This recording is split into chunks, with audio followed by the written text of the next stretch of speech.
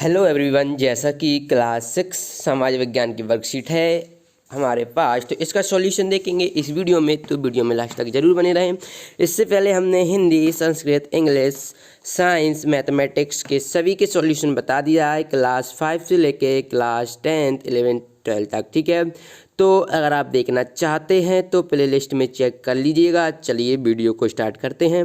तो यहाँ पर क्या खंड आ में जो कि आपको लिखित है, तो चलिए देख लेते हैं। ये आपको क्या दिया गया है, एक चित्र दिया है, उसके अनुसार आपको वैल्यू जो क्वेश्चन पूछा जाएगा यहाँ पर वहाँ पर पुटअप करना है और कुछ नहीं करना है। चलिए देख लेते हैं।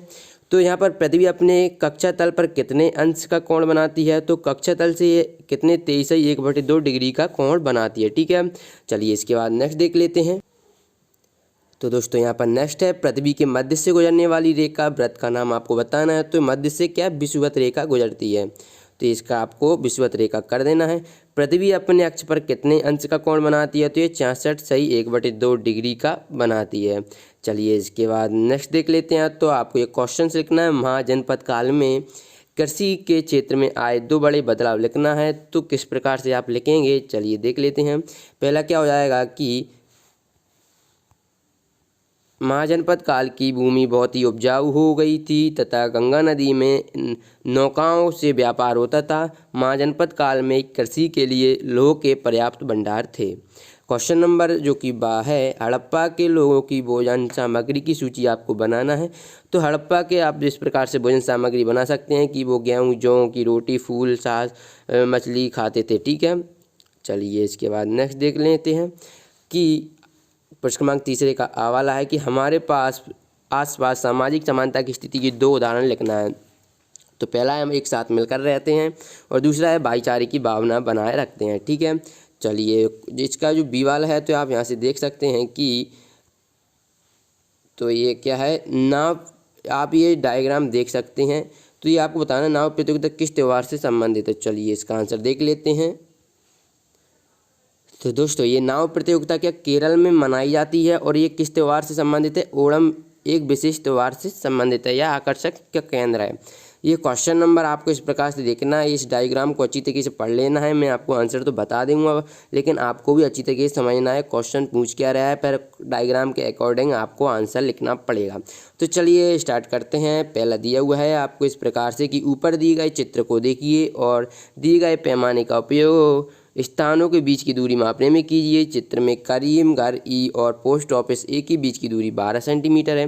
करीम का डाउटनेट बच्चों अब किसी भी सवाल में अटक गए हो या फिर सॉल्व नहीं हो पा रहा है, बस उसकी फ़ोटो लेना, उसे क्रॉप करना और 5 सेकंड के अंदर आपको क्वेश्चन का वीडियो सॉल्यूशन मिल जाएगा। फिर चाहे आपका क्वेश्चन होमवर्क का हो, सीबीएसई बोर्ड का हो, बिहार बोर्ड का हो, महाराष्ट्र बोर्ड का हो या फिर किसी अदर स्टेट का हो, चाहे आईआईटी, जीमेंस, नीट, क्लास 6 से 12 सवाल, इन सभी सवालों का जवाब मिलेगा डाउटनेट ऐप पर। या फिर कोई भी सब्जेक्ट हो, फिजिक्स, केमिस्ट्री, मैथ, बायोलॉजी, इन सभी सवालों का जवाब मिलेगा डाउटनेट ऐप पर। साथ ही क्लास 9 से 12 के बच्चों के लिए चल रही है इंग्लिश और हिंदी में लाइव क्लास, यानी अब पूरी पढ़ाई होगी डाउटनेट ऐप पर।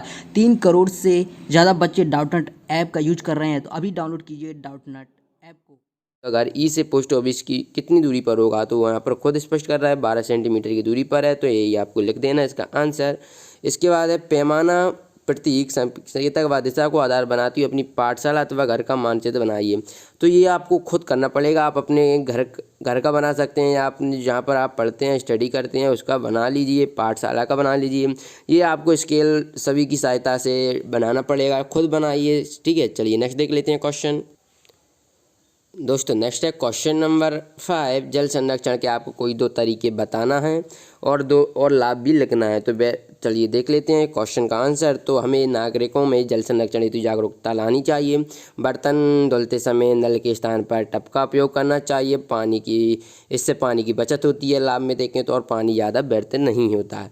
निम्नलिखित राज्यों के विशिष्ट व्यंजनों की सूची बनाना है। तो आप यहाँ से देख सकते हैं, पंजाब में पराठा, हलवा, पूरी, फालूदा, लस्सी, छाछ आदि चलती है, और गुजरात में ढोकला, खाडली, लापसी, वाफला, थोपला आदि रहता है। उत्तराखंड में अरसा, चौसौड़ी, भांग की चटनी, बाड़ी आदि रहती है। ठीक है, तमिलनाडु में इडली, डोसा, सांभर, मेदू वड़ा, बज्जी आदि रहते हैं। चलिए इस प्रकार से आप इसका स्क्रीनशॉट ले लीजिए। PDF डाउनलोड करना चाहते हैं, अगर आप इसकी PDF डाउनलोड करना चाहते हैं तो गूगल पर आप सर्च करें SK टीच क्लास 6, आप जिस भी क्लास की सर्च करना चाहते हैं तो वहाँ पर आपको ये फुल सॉल्यूशन मिल जाएगा। तो चलिए नेक्स्ट क्वेश्चन देख लेते हैं। और अभी तक जिन लोगों ने चैनल को सब्सक्राइब नहीं किया है तो चैनल को सब्सक्राइब करके बेल आइकन का बटन प्रेस कर लें ऐसे ही न्यू वीडियो पाने के लिए। क्वेश्चन नंबर 6 है, आपको अपने क्षेत्र में मनाए जाने वाले विभिन्न त्योहारों की सूची को लिखना है। तो इस प्रकार से आप लिख सकते हैं, इसका स्क्रीनशॉट ले लीजिए। चलिए नेक्स्ट क्वेश्चन नंबर नेक्स्ट देखते हैं। त्यौहार का ये अपने पसंद के त्यौहार के बारे में निम्न बिंदुओं का विवरण करना है। आप कोई दीपावली, रक्षाबंधन कोई भी लिख सकते हैं।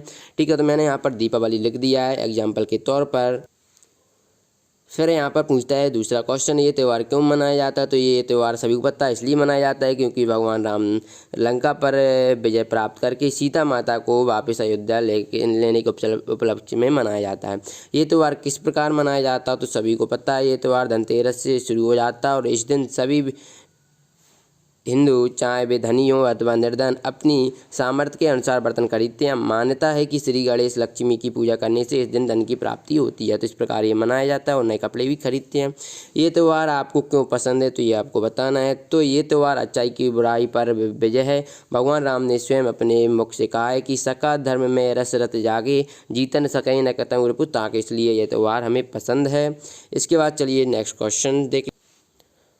तो दोस्तों नेक्स्ट क्वेश्चन है प्रोजेक्ट वर्क। आपको देखिए उत्तर दिए गए निर्देश के अनुसार लिखना है कि अपने ग्राम शहर का इतिहास जानने के लिए स्थानीय स्तर पर चित्रों अथवा फोटोग्राफ्स का संकलन करें, जैसे प्राचीन किला, इमारत, भवन, ये आपको दिया हुआ है। तो इसके आपके संकलित चित्रों की अपनी कार्य पुस्तिका में चिपकाना है। ठीक है, जो आपने खींचे हैं। फिर यही नाम आप यहाँ पर लिख दीजिए। जैसे मैंने मान लीजिए आपको एग्जाम्पल के तौर पर बता देता हूँ, प्राचीन किला, तो आप यहाँ पर क्या लिखेंगे? प्राचीन किला। प्राचीन किला यहाँ पर फर्स्ट नाम लिख देंगे। ठीक है, तो ये पहला नाम प्राचीन किला हो जाएगा। निर्माण कितने वर्ष हुआ? तो आप जो जानकारी लगाएंगे, जो भी कोई सा भी किला लिखना चाहते हैं उसकी ये यहाँ पर डेट लिख दीजिए, जब ये कितने वर्ष पहले हुआ था। निर्माण किसके द्वारा है, मतलब इसका निर्माण किसने कराया था।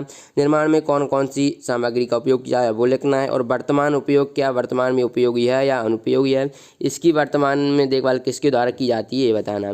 तो ये आप खुद लिखेंगे तो आप अच्छा लिख पाएंगे, अच्छा परफॉर्मेंस कर पाएंगे। आई होप की वीडियो पसंद आई होगी। वीडियो पसंद आई हो तो पता है लाइक करें, चैनल को सब्सक्राइब करें ऐसी वीडियो पाने के लिए।